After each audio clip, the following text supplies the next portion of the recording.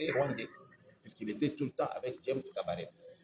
C'est après que j'apprendrai que c'était le fils de Kabila, même pas un fils adoptif, un fils biologique. Mais comme vous savez, les Congolais n'aiment pas la vérité, alors que le peuple congolais a besoin de savoir les origines des dirigeants qui nous dirigent. Aujourd'hui, c'est la première fois qu'on a un chef de l'État. Évidemment, il y a Félix Tshisekedi, il y a aussi Kasavubu Joseph, qui on connaissait au moins les parents, on connaît les écoles où ils ont fréquenté, on connaît les terrains de foot où ils ont joué, on connaît leurs amis. Mais qui connaît aujourd'hui les collègues qui ont étudié avec Joseph Kabila? Qui connaît l'école où Kabila a étudié avant de venir au Congo? Vous savez que ce sont des questions. Même Mobutu aussi, je ne dis pas pour Mobutu. J'ai été aussi ministre de Mobutu. J'ai eu la chance, moi, d'être ministre de Mobutu. J'ai été aussi ministre de Kabila. Et je vous dis que chaque mois, il est payé 66 millions de dollars. Il était payé. J'étais ministre de l'énergie. Et à l'époque, on les payait dans le budget de mon ministère, couvrant notre contribution à la Sinelac.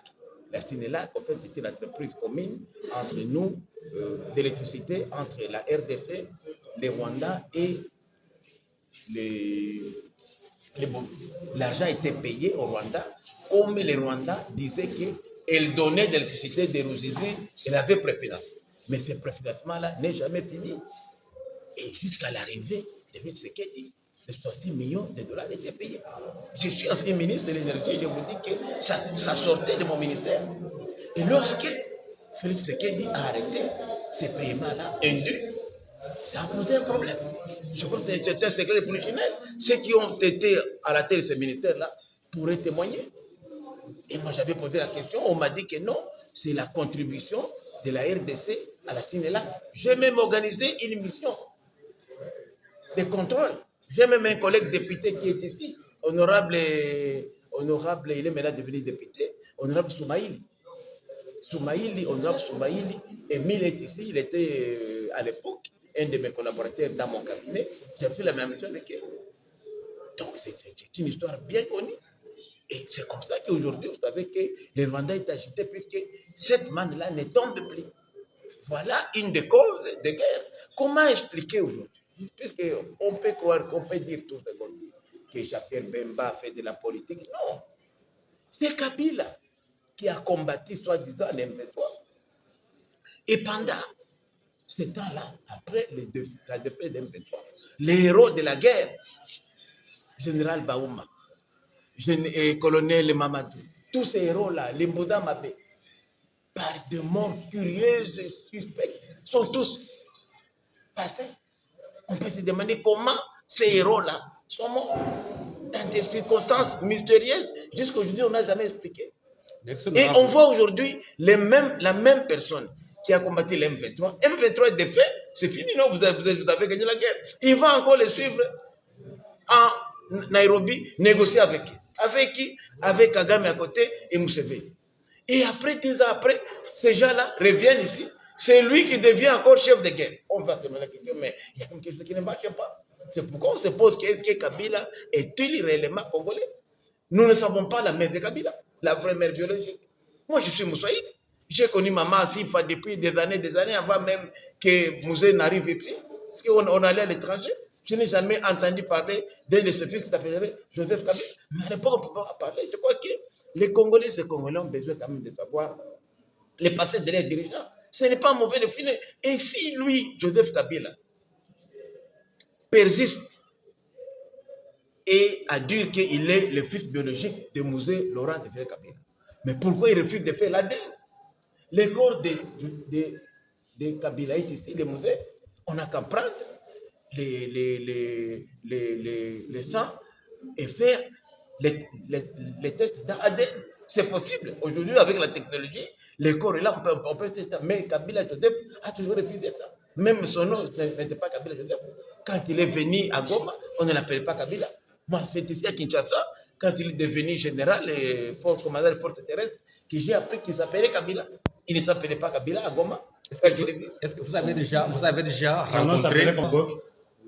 Il t'appelait Hippolyte. Hippolyte, moi je connaissais Hippolyte. Alors, à la station, il s'appelait Hippolyte. Vous pouvez demander les gens qui étaient à l'Afdel, à l'époque à Goma, à la station, quand il était gérant, donc gestionnaire du carburant pour l'armée, l'Afdel, et Mouzé et Laurent Désiré Kabila étaient là, c'était chez nous à Goma, on l'appelait Hippolyte. Alors, honorable, le Rwanda avait réussi à adopter congolaises peuvent faire pour réparer cette histoire. Bon, moi je crois qu'aujourd'hui, nous voulons la réconciliation. On ne peut pas parler de réconciliation s'il n'y a pas de vérité. Il faut quand même qu'il y ait la vérité. Qu'on sache d'abord qui ont couvert Kabila jusqu'à aujourd'hui. Bon, l'effet professeur, il est mort là, Katangé là, qui était même ministre. Hein? Moukina avait reconnu que c'est lui-même qui avait donné le nom de Kabangé à Kabila. C'est lui qui avait, il a reconnu. Et qu'il avait eu mission, c'est ça qu'on a fait de lui gouverneur, il a dit de son vivant que c'est lui qui avait eu mission à faire accepter Kabila comme Congolais. Mais pourquoi aujourd'hui les Congolais, les autres complices, ne font pas leur mea culpa?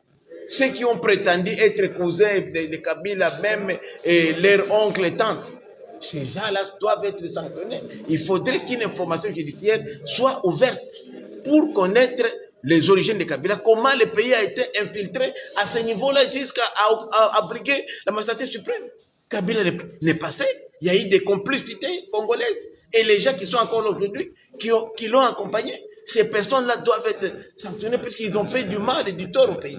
Pour terminer, Jean-Pierre Bemba, on va plus loin.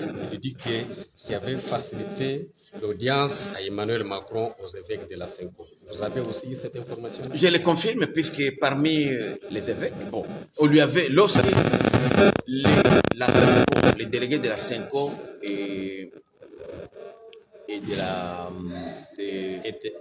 SSC ont quitté ici, la première personnalité a été rencontrée, c'était bel et bien Paul Kagame. Pour eux, ils disent qu'ils voulaient aller à Goma rencontrer Nanga et les autres, mais ne pouvaient pas entrer à Goma sans passer par Kigali pour arriver. Ça peut être vrai ou faux.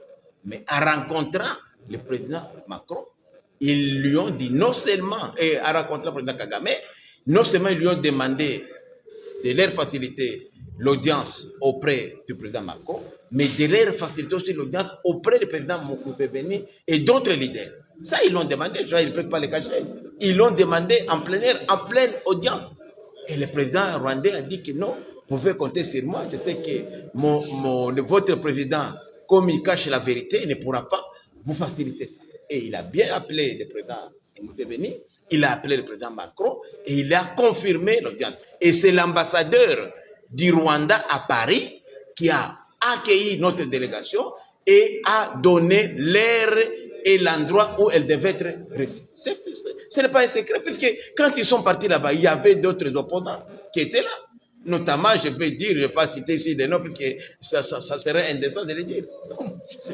Et c'est pourquoi même vous avez vu que dans leur plan, les plans, ce n'est pas un plan pour le pacte social, non. Les plans, c'est clair. C'est d'abord de mettre fin au mandat constitutionnel, au mandat légal de Tshisekedi.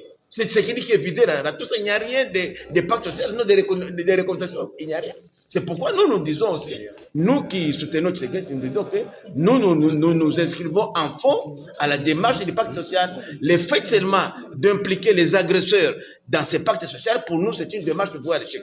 J'aime bien Martin Fayoulou, je salue son courage, mais je dis à Martin Fayoulou qu'il cherche notre dialogue sans passer par les évêques de l'ECC ou de la Senko.